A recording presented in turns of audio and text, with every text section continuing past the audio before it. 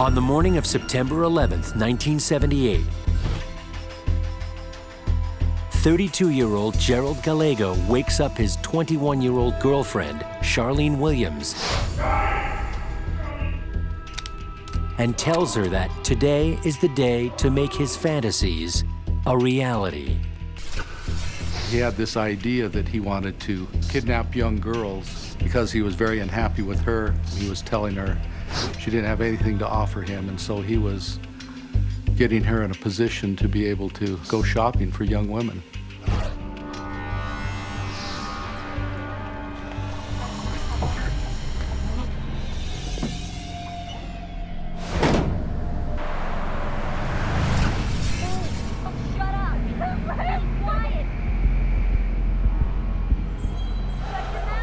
Charlene went along quickly enough with these desires because she wanted to please him any way that she could, even if it meant giving the go-ahead to turn these sex fantasies into reality.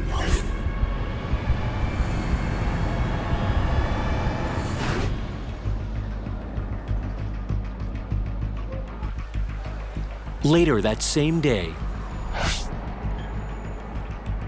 Sacramento police receive a call concerning two missing girls, 16-year-old 𝐻𝐿𝐵 �10�10 and 17-year-old Rhonda Scheffler. Rhonda Scheffler and 𝐻𝐿𝐵 �10�10 went shopping at Country Club Plaza Shopping Center. Were due to return home that evening, and they failed to show. Families on both sides went to the shopping center and found their car abandoned behind one of the stores. And it seemed very suspicious. The circumstances were suspect right off the bat, that this was something more than just a couple missing girls. We located witnesses who saw both 𝐻𝐿𝐵 and Rhonda get into a red Firebird with two black individuals. And one of the witnesses said 𝐻𝐿𝐵 actually waved at her through the back window of the car. And it seemed like a very valuable sighting that, in fact, she knew the person. Investigators follow the lead, not realizing it is false.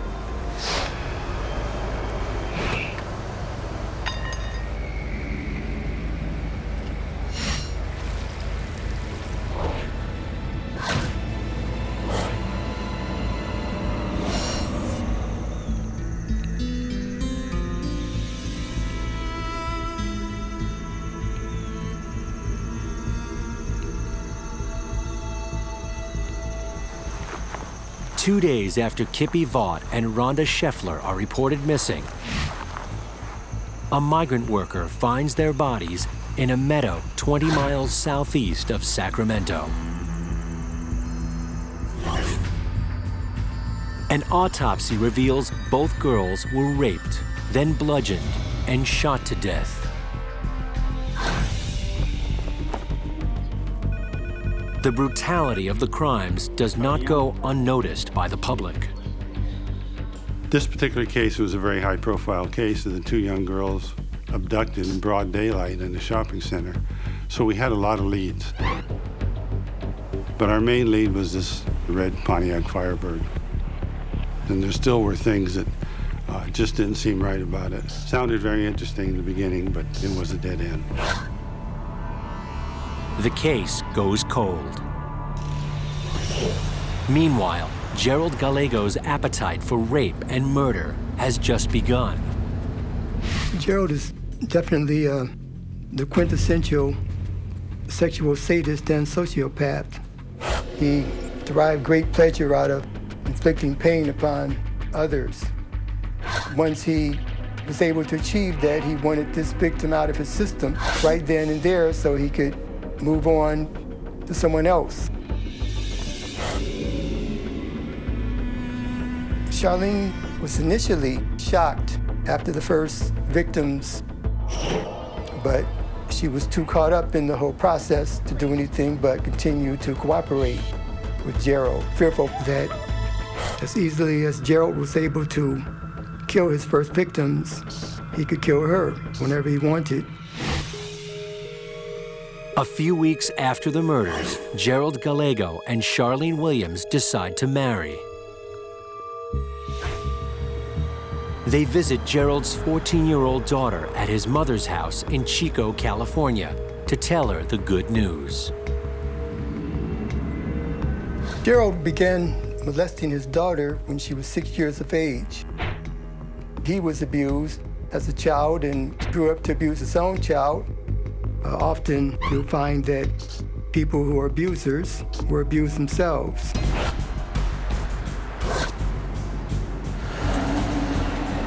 They show up at his mother's house. The mother calls the local police because she became aware of Gerald molesting his daughter. The stepfather got his rifle and threatened to kill him and wanted him out of there. They flee to Reno. They get married under an assumed name. And the name Gerald is used in the Stephen file, which is actually a cousin of Charlene. And Charlene's mother helped provide identification so they could use this name. In Chico, police issue an arrest warrant for Gerald Gallego for multiple felony charges for the assault of his daughter. They learn that this is not Gerald's first run-in with the law. He has already been arrested 23 times for crimes ranging from robbery and sexual assault to escaping from prison. Authorities now know they are dealing with a violent felon and are determined to catch him. But when Chico police attempt to serve their warrant at Gerald's last known address, he is nowhere to be found.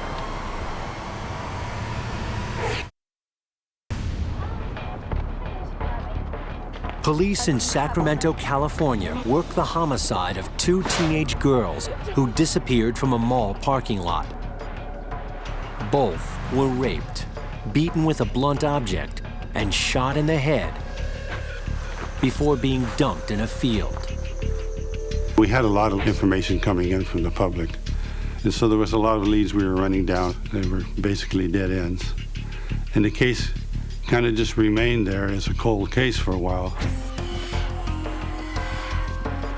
In nearby Chico, officers search for 32-year-old Gerald Gallego, who is on the run after charges are brought against him for raping his 14-year-old daughter.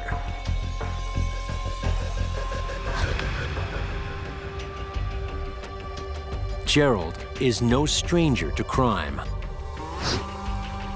His father was executed in Mississippi in 1955 for the murders of 2 police officers.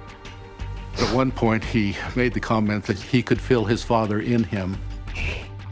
There's been theories tossed about regarding a genetic basis for criminality, the bad seed theory, and a number of studies have shown a strong correlation between heredity and homicidal tendencies.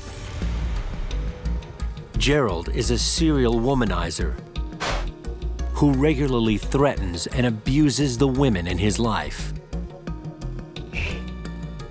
Gerald's mother was a prostitute, and she was neglectful, cold, domineering.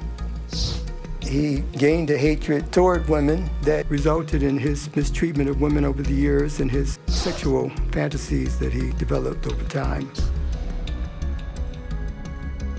Gerald's childhood had a tremendous effect on his future. He was a victim of some serious child abuse.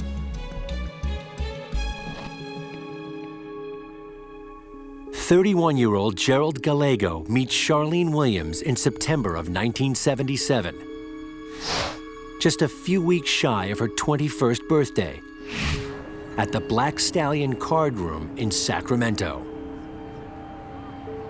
She'd grown up in a country club type of atmosphere where she came from a higher class of people than Gerald, who was pretty much a bartender, frequenting the card clubs in Sacramento.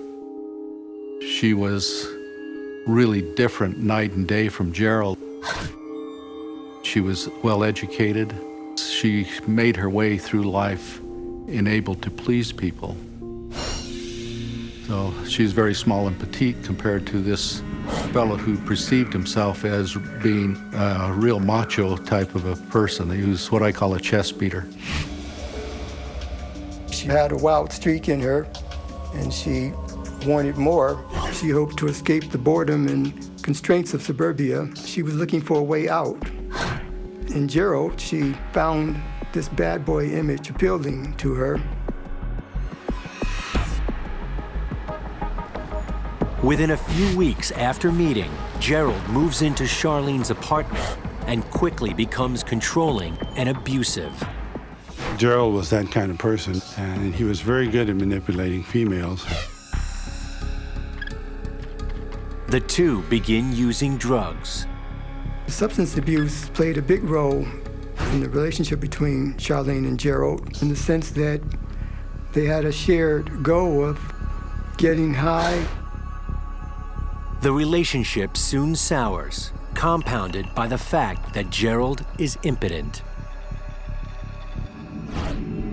With his sexual problems, they were willing to try all types of things. The sexual fantasies were a way to deal with the impotency, and this led to the notion that they could turn these sexual fantasies into reality. He was a very selfish, demanding man who was frustrated. All of that came together to create in this man's mind this sick fantasy that he was going to have young girls, very young girls available that he could just have on tap as sexual slaves. Charlene was happy to engage in these sex slave fantasies turned into reality because it would take the onus off of her. She wouldn't have to go out of her way to try to please him as much.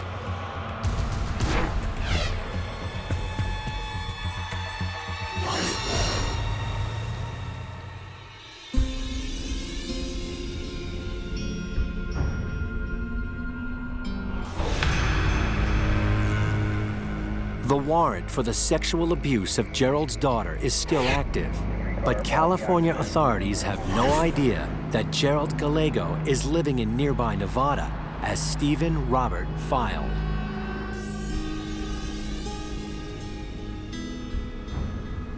The 𝐤𝐤𝐜𝐿s lay low for several months, but all that changes on June 24th, 1979.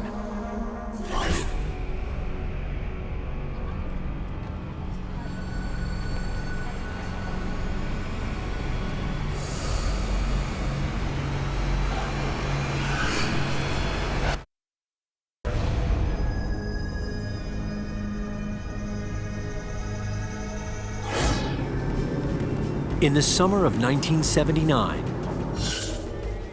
with the help of his wife, Charlene, Gerald 𝐤𝐤𝐜𝐿 picks up where he left off 9 months earlier with his plan to abduct women and keep them as sex slaves.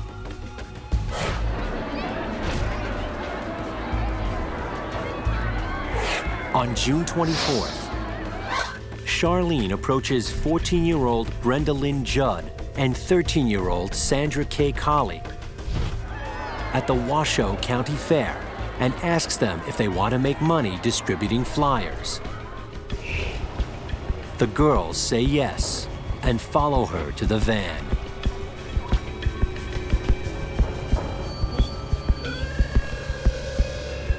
Get in. Now, move.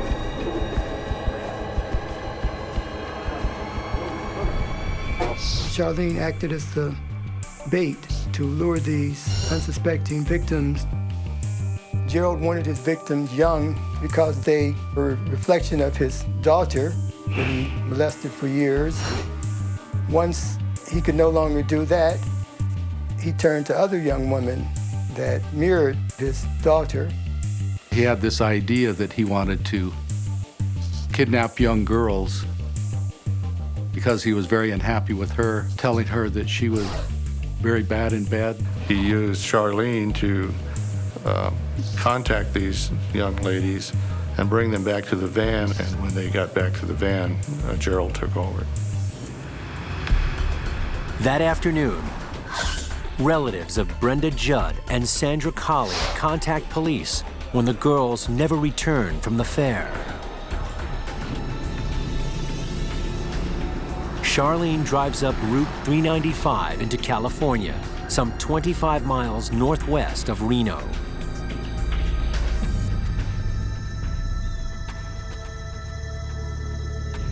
Gerald walks off with the girls, leaving Charlene behind.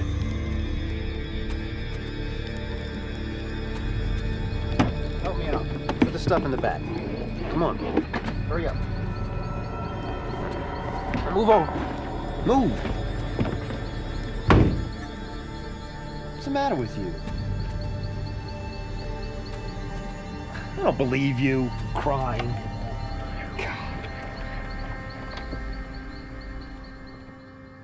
Gerald takes the girls out of the car one at a time, kills them with a hammer, blows to the head, and buries both bodies. They were operating in different jurisdictions and, in fact, different states. There was just no recognition that these cases were connected. Authorities follow leads that take them to several states before the trail goes cold. 3 months later, Gerald and Charlene leave Reno and return to Sacramento using their assumed name, The Files.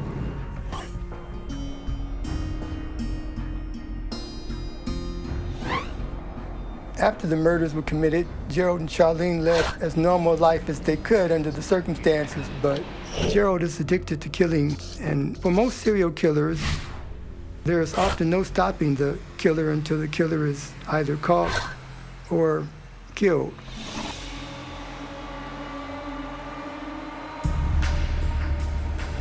Ten months later, on the morning of April 24th, 1980, Gerald wakes Charlene and again tells her it's time. They actually went out shopping to look for young girls.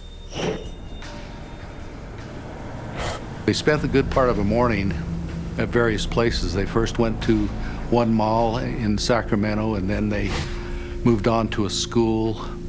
And because it was morning time and most of the young girls were in school, they couldn't find anyone. Gerald and Charlene eventually make their way to a mall in Citrus Heights, a Sacramento suburb. This is Sunrise Mall, where Karen Twiggs and Stacy Renikin were abducted. Gerald pointed out, he said he wanted those girls. Charlene lured them out to the van where Gerald bound them up. And then they drove from here up Interstate 80 to Nevada.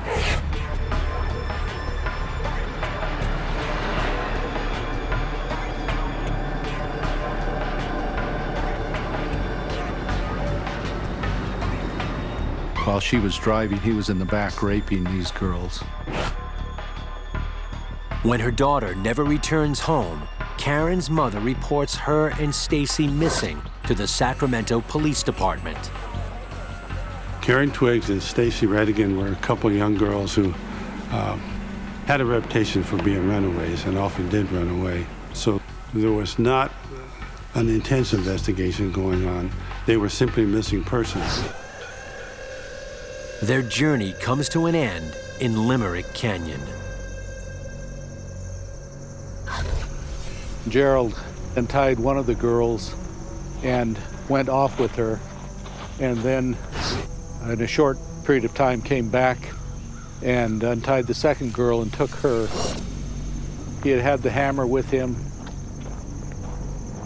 He took Charlene and made her go down to the location where the graves were. Gerald murders his victims because this is part of his sexual fantasy. He's not just interested in sexually assaulting his victims, he actually wants to kill them. This is like the climax, if you will, of his sex slave fantasy. 2 months go by, and Gerald seems to be sated for the moment.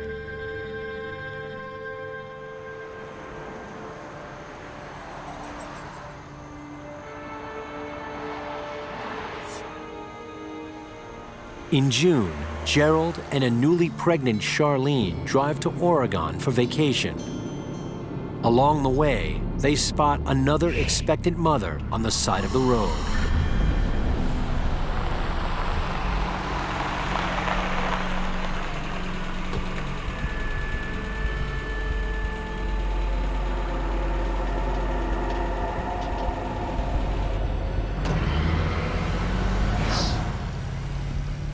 Linda Aguilar was a young lady who was hitchhiking in Gold Beach, Oregon. Gerald saw Linda and gave her a ride. Once she was in the van, Gerald took her to the back, and Gerald couldn't perform whatever he wanted to do with her. Eventually, they drove down onto the beach, and Gerald killed Linda with smashing her head with a rock. Gerald's MO changed with Linda Aguilar. She was older than his previous victims and pregnant, and he still was willing to go after her. There was jealousy on Charlene's part for this particular murder more than any of the others, in that Gerald was willing to go after a pregnant woman and murder her. 2 weeks later, on June 22, 1980, tourists find the body of 21-year-old Linda Aguilar in a shallow grave. According to the pathologist, she was actually still alive when he buried her in the sand. By the time the details of Linda's agonizing death are revealed, Gerald and Charlene are back in Sacramento and looking for their next sex slave.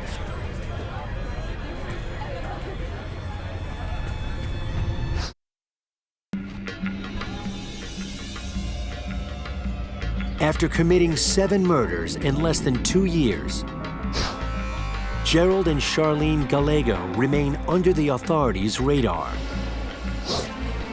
The Sacramento County Sheriff's Office is unaware of the other crimes in the neighboring districts. Gerald and Charlene were operating in 3 states, Nevada, Oregon, and California. And in this case, we were investigating our double murder, not knowing that it was connected to many other murders.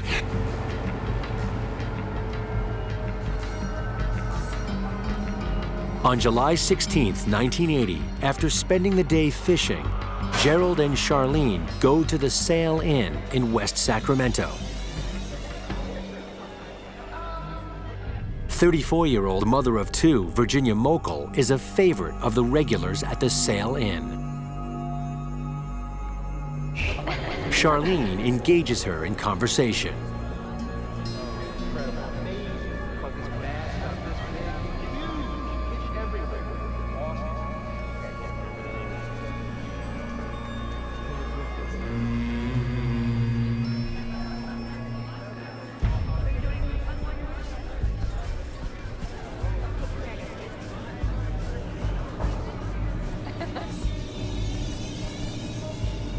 The Gallegos take her to their apartment,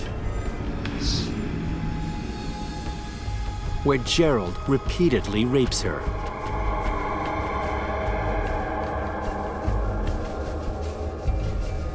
Charlene was able to disassociate herself with the reality of what was happening to these girls, because she was just more focused on making her own life easier as a result. When Gerald is finished, he strangles Virginia. Then he and Charlene dispose of her body.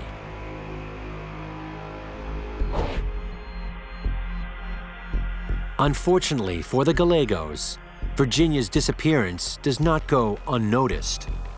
The Yolo County Sheriff's Department started an investigation. The circumstances were immediately suspicious, in that she didn't show up for home after turning out and closing the bar. They went back to the bar, interviewed as many patrons as they could find who were in the bar that night. Several people remember a very loud young couple named Stephen and Charlene File. The detective from Yolo County called Charlene got her to come down to the station house and actually talk to her. Charlene admits that she and her husband had stopped into the bar for a few drinks after a long day of fishing. And she said she was in the bar that night, but she had drank so much she didn't really remember what was going on. Charlene was able to use her charms to convince investigators that they knew nothing about it. So they were able to escape from capture at that point.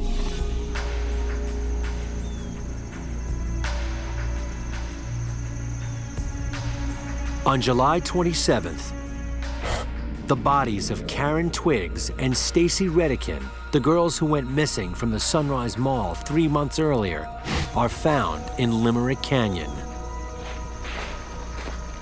There was a man out here camping with 2 of his small children.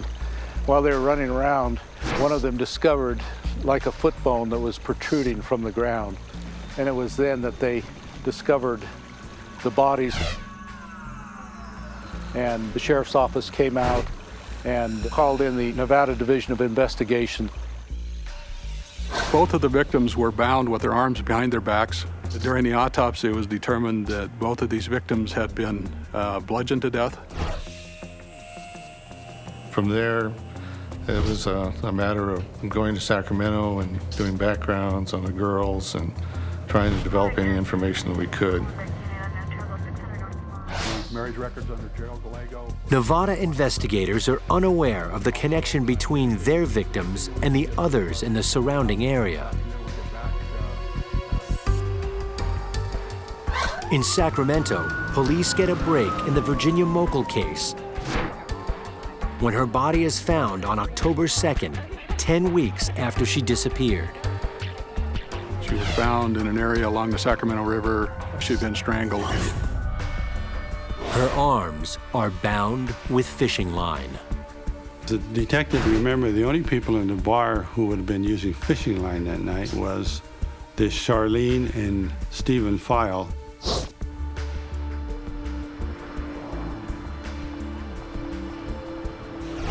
As police comb through their records in an effort to track the Files down, they are unaware that Gerald and Charlene have split up.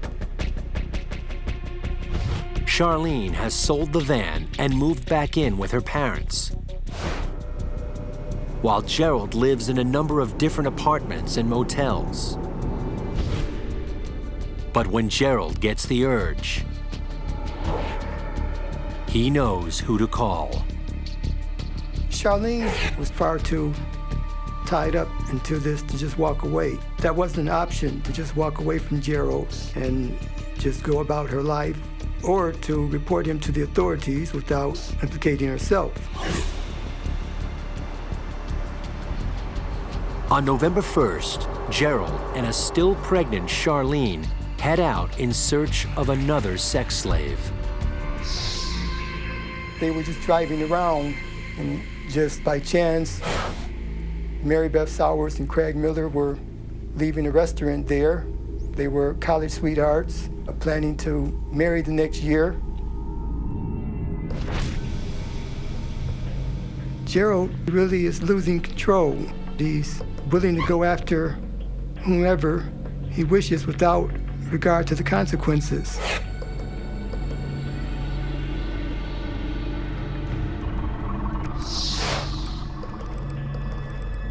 Mary Beth Sowers was the person that Gerald was targeting. He saw Craig Miller as merely someone in the way that he had to get out of the way.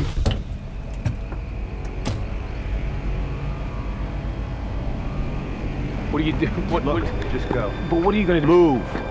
Move!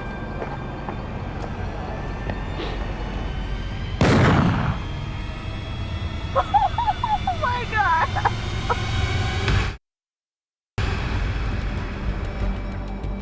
Authorities in Nevada and California are both investigating multiple murders perpetrated by serial killing couple Gerald and Charlene 𝐤𝐤𝐜𝐤𝐤.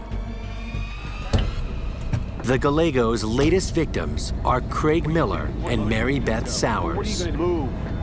Move!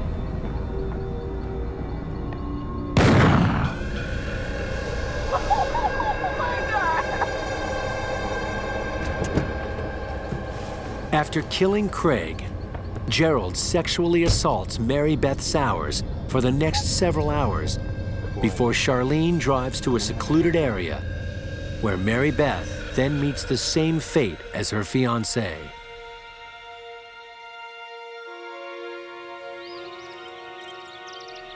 By morning, Craig Miller and Mary Beth Sowers are reported missing. Craig's body is found within a few hours, but there is no sign of Mary Beth. My son, her brother, called in the morning about 8 or 9 o'clock and explained that Mary Beth was missing, and I said, well, it's some kind of a joke, and he said, no, Dad, it's no joke, that they found Craig's body this morning. Sacramento police finally get a solid lead. He abducted Mary Beth Sowers and Craig Miller in full view of witnesses who wrote down the license number of their car as they drove away with the kidnapped couple, which led immediately to their identity.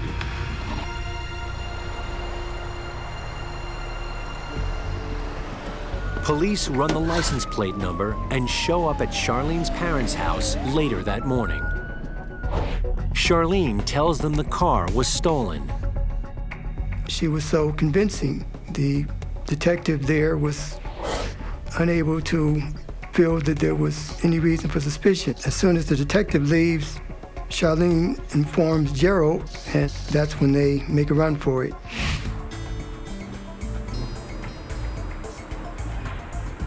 Gerald and Charlene needed money going across the country, made contact with her mother, who agreed to wire money to them in Omaha. The FBI agent became aware of this, and they were standing by when they picked the money up. The 𝐤𝐤𝐤𝐿 are arrested on November 17, 1980, for the murders of Mary Beth Sowers and Craig Miller. 5 days after the arrests, on November 22nd, the body of Mary Beth Sowers is found in a pasture. She has been shot 3 times in the head. That was a struggle. You just don't want to lose a child, especially that way.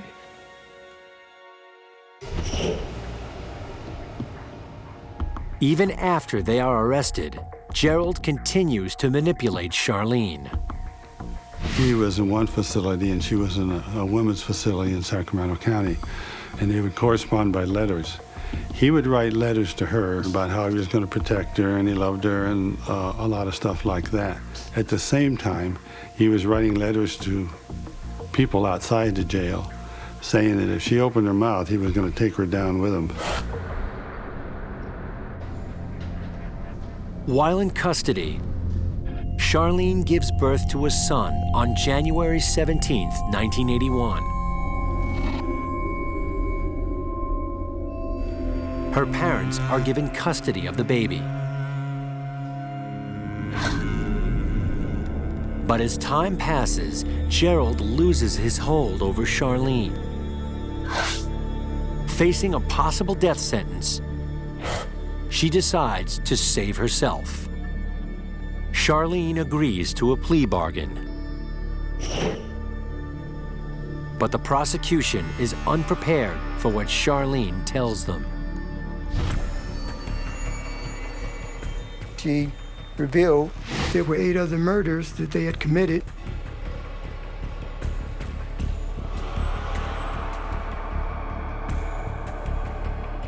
This was a means for Charlene to break free of Gerald and his control over her. As that information starts flowing in, you're kind of excited and you think, oh boy, now here's a chance that we may be able to solve this case. When Charlene was trying to become a state witness, she gave information about at least 8 other murders than the 2 that they were charged with at the time, Mary Beth Sowers and Craig Miller. She talked something about a shopping center, and I knew immediately that we were talking about 𝐻𝐿𝐴 and Rhonda Scheffler. She talked about a hitchhiker in Gold Beach, Linda Aguilar, Stacey Redigan, and Karen Twiggs. Well, it went on and on from there, and it didn't take very long to realize that they were good for a lot of murders. Now, authorities in 10 jurisdictions across 3 states must decide how to proceed. Every one of those jurisdictions wanted a piece of her as far as how to get her involved in their respective cases. They agree that Gerald and Charlene will be prosecuted in California and Nevada for the murders of Mary Beth Sowers, Craig Miller, Stacey Redican, and Karen Twiggs. Charlene will be spared a death sentence.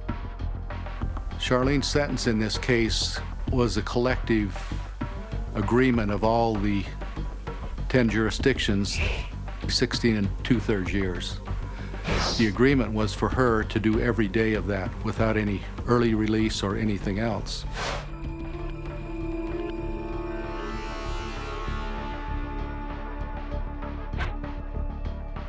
The deal with Charlene was that if she ever lied to us, all bets were off, and that she would be charged with all the murders and the kidnappings and all the crimes. So there was a lot of intensive interrogation of Charlene.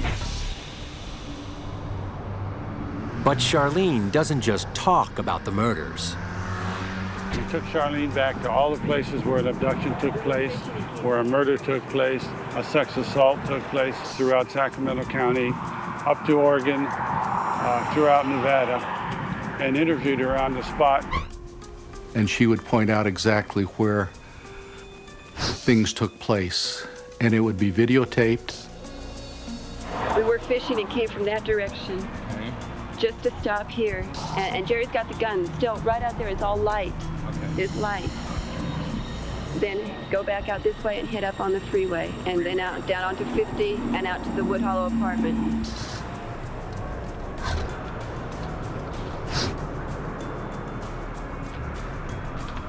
First of all, we stopped just up a ways, up that way, where Jerry took the body out. I came up this road, and this is where I turned around. And what? And then proceeded back down that way. And then as I'm going down that way and I'm going slow, Jerry gets back in the van, and then we head back towards Wood Hollow. However, with all the information Charlene provides, there is one question still on everyone's mind. Why? Why didn't you stop? Why didn't you drop a dime at some point and prevent somebody from getting murdered? I never really heard a good answer for why. I think that Charlene didn't pursue anything because of fear that she was going to be the next victim. Does that make any sense? To me, it doesn't. After a year of interviews and investigation, Gerald 𝐤𝐤𝐜𝐤𝐿 trial begins. What occurred in California was that his ego was still the major factor, and he decided that he was going to be a great lawyer and defend himself. And it turned out he did a very lousy job. He did more questions that incriminated himself than anything. After 6 months of hearings, on June 21st, 1983, Gerald 𝐤𝐤𝐜𝐤𝐿 is sentenced to death for the murders of Mary Beth Sowers and Craig Miller. In November of 1983, as a result of her plea bargain, Charlene is formally sentenced to 16 years and 8 months in prison. I think she should have gotten the death penalty too with all that involvement that she did. There's no excuse for that. Gerald is then extradited to Nevada and is put on trial for the crimes against Karen Twiggs and Stacey Redican. Gerald was sitting over to this side with his attorney. Gerald would often try to stare people down. He would try to do that when Charlene was testifying. And from time to time, I would run into him in the hallway with his attorneys, and he would try to do that stare down. Of course, it didn't work. On June 25th, 1984, Gerald 𝐤𝐤𝐜𝐤𝐿 is again sentenced to death, this time for the murders of Stacey Redican and Karen Twiggs. When a trial ends and you put somebody of his character away, it's a good feeling. I was elated when it was over with. Every homicide investigator wants a career case. You want to be able to say that you worked a major investigation and, you know, that kind of thing. By the time that's done, you never hope to see another one like it. After the second trial, Charlene returns to prison to serve out her sentence. And in August of 1997, at the age of 40, she is released on parole.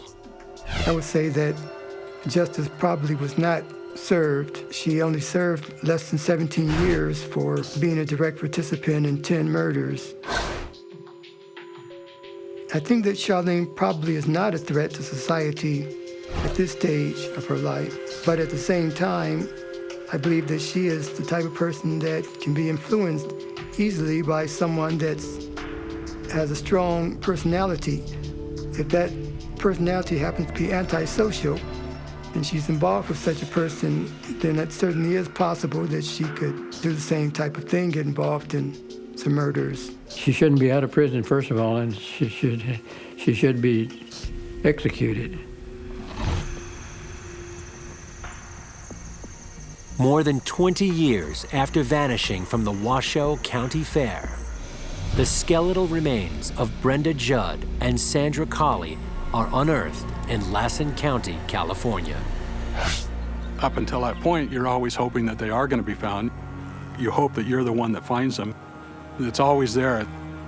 I get a call from one of the parents, and all they said was, "Thank you." And I said, "Why thank me? I didn't return your daughters." And so you never really get away from it.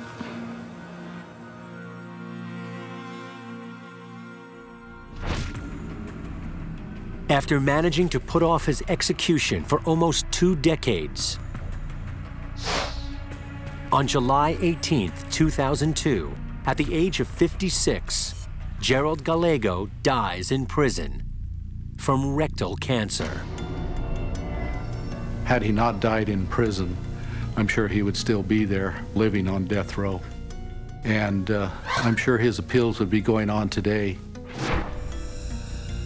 The fact that Gerald's death penalty was never carried out, it was a heartbreaker to me. I wanted to go and watch him die. I absolutely did. I would have been right there, given the pill or pulled the lever or whatever it was. Oh yeah, there's no doubt about that.